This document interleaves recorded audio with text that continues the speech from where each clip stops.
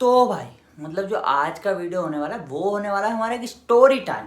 और जो स्टोरी है ना इसके मेन कैरेक्टर नहीं है, आज साइड पे साइड कैरेक्टर है।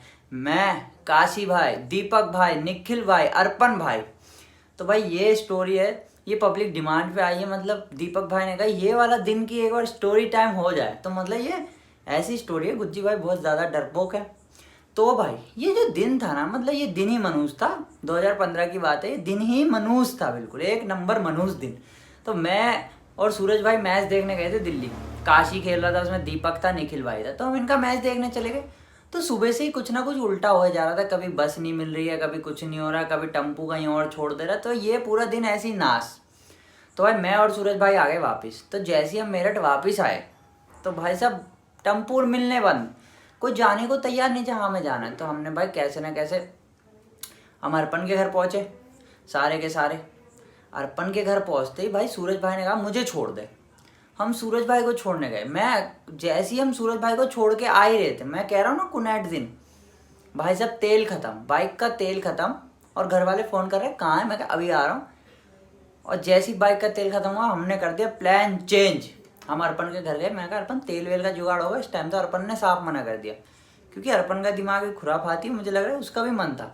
तो पूरा दिन ही ऐसे जा रहा था, कभी कुछ काम उल्टे कुछ। उसके बाद हमने बनाया प्लान, नाइट आउट प्लान। तो जो ये मिडिल क्लास लड़के होते हैं ना और ये केवी के बॉयज़ होते हैं, इनका नाइट आउट बहुत ज़्यादा दूर नहीं होता, या तो बस स्टैंड या फिर रेलवे स्टेशन। तो अर्पण के घर से उस टाइम रेलवे स्टेशन ज़्यादा पास था। तो प्लान बना लिया भाई, कहाँ जाना है। प्लान बन गया रेलवे स्टेशन का, कि आज करेंगे नाइट आउट। और हम इतने हरामी, हमारी खुद की नींद तो ख़राब होनी थी, पर अर्पण भाई की नींद हमने फिर ख़राब कर दिया। हम अर्पण को भी ले चले अपने साथ में, थोड़े चिप्स विप्स उठा लिए, जो जो मिले हमें छोटा मोटा कुछ भी उठा लिया और चल दिए। तो भाई साहब पटरी पटरी गए हैं स्टेशन। तो हम पटरी पटरी निकल गए स्टेशन। भाई साहब अर्पण भाई उठाया, निखिल भाई, मैं, दीपक, सब चले गए, मतलब मस्त। और वहाँ जाके हमने कसम खाई थी कि कोई सोएगा नहीं, आज नाइट आउट है तो कोई सोएगा नहीं, बस गप्पे मारेंगे आज पूरी रात भर। थोड़ी देर बाद भाई ऐसा हुआ, सबको आने लगी नींद। दीपक भाई, विवेक भाई अपने मजे में, निखिल भाई, काशी भाई को भी आने लगी, फ़ोन चलाते चलाते नींद। अर्पण भाई भी फ़ोन चलाते चलाते, अर्पण भाई सबसे लेट सोए थे, पर अर्पण भाई को भी नींद आने लगी और मुझे भी आने लगी। तो वहाँ पे एक ही बेंच थी।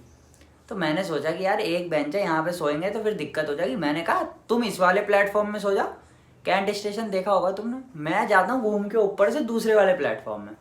मैंने कहा मैं उस प्लेटफॉर्म में सो जाता हूँ। तो भाई सब रेडी।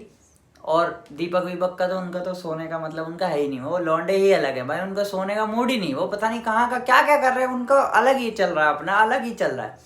उसके बाद भाई साहब वो दोनों नहीं सोए, दीपक और वो, मतलब कम ऐसे कर रहे थे फिर उठ जा रहे, ऐसे कर रहे फिर उठ।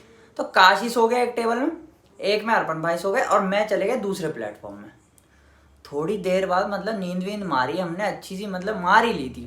थोड़ी देर बाद मेरी फटनी चालू हुई, क्योंकि सबसे पहले वहाँ पे एक बुढ़िया आई चिल्ला चिल्ला के, भाई साहब कि क्या हो रहा है, ये क्या हो रहा है, मेरा चोरी कर लिया, ये कर लिया, वो कर। अब वो चाहे झूठ बोल रही थी पर कुछ भी बोली, उनने मेरी फाड़ दी भाई। मतलब कसम से मैं सहम गया कि मैं अकेला लेटा हूँ, क्योंकि ये सारे उस प्लेटफॉर्म में थे, मैं दूसरे प्लेटफॉर्म में अकेला लेटा हूँ, कोई दिक्कत नहीं। वो वहाँ से चिल्ला जा रही, फिर वहाँ से पुलिस भी आ रही, CRPF वाले, और वो आ नहीं रहे थे, वो चाहिए कहीं जा रहे थे, उन्होंने कुछ बोला नहीं, पर वो बुढ़िया चिल्ला जा रही है मेरा सामान चोरी कर लिया, ये वो। मेरी तब थोड़ी फटनी स्टार्ट हो गई, मुझे लग रहा था चोरी वोरी वाला सीन अपने साथ भी होने वाला। तो भाई मैं उठ के, तुम्हारा भाई जो बेंच होती है रेलवे स्टेशन, उस पर बैठ गया। तो वो एक तो सुबह से दिन ऐसा, मतलब उल्टी सीधी चीज़ हो रही, पेट्रोल ख़त्म हो रहा, ये हो रहा, कभी कुछ नहीं मिल रहा। उसके बाद जो मेरी फटी है भाई, माँ कसम मेरी ज़िंदगी में ऐसी टाइमिंग नहीं देखी मैंने, और ऐसी फटती हुई मैंने अपने को डरते हुए नहीं देखा। तो भाई वहाँ से आ रही थी मालगाड़ी।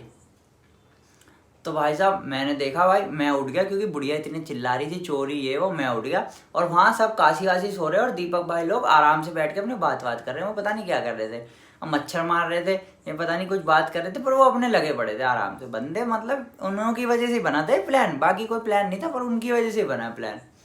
उसके बाद एक आई भाई मालगाड़ी। तो तुम्हारा भाई मतलब ऐसे ही बेंच पे बैठा हुआ मालगाड़ी में। तो जैसी मालगाड़ी आई, मतलब बहुत तेज आवाज़ निकालती हुई आ रही थी वो मालगाड़ी। तो जैसी मालगाड़ी आई भाई साहब, अर्पण एक टेबल से उठा ऐसे, और काशी उठा उसी टेबल से ऐसे, मतलब दोनों अलग अलग टेबल से एक साथ उठे। टाइमिंग देख रहे हो तुम? तो तब तक मैं थोड़ा सा सहमा, मैं कहा भयंकर ये कैसे उठ गए एक साथ।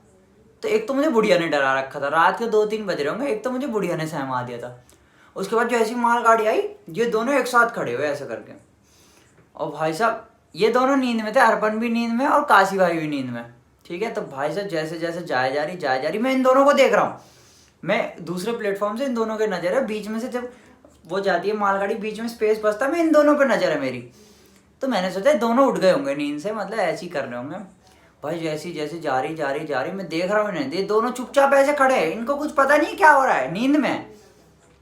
उसके बाद जैसी मालगाड़ी खत्म हुई ना, उसके बाद जो इन्होंने मेरी फाड़ी है, ये दोनों लौंडे पता नहीं क्या सिंक्रोनाइज, क्या केमिस्ट्री लेके सोए थे।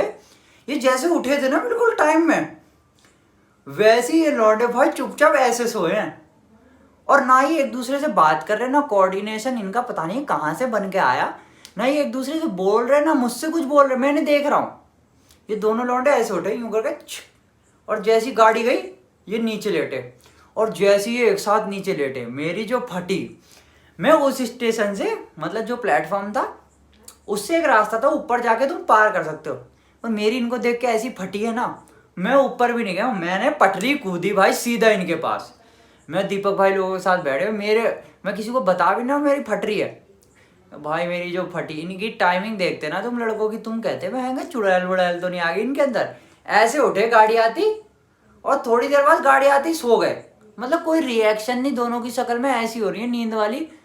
ओ भाई मेरी जो फटी, मैं ऐसे भागा ना उस वाले उससे प्लेटफॉर्म से, मैंने नहीं देखा ऊपर से जाना है, मैं पटरी कूद कूद के उधर पहुंच गया।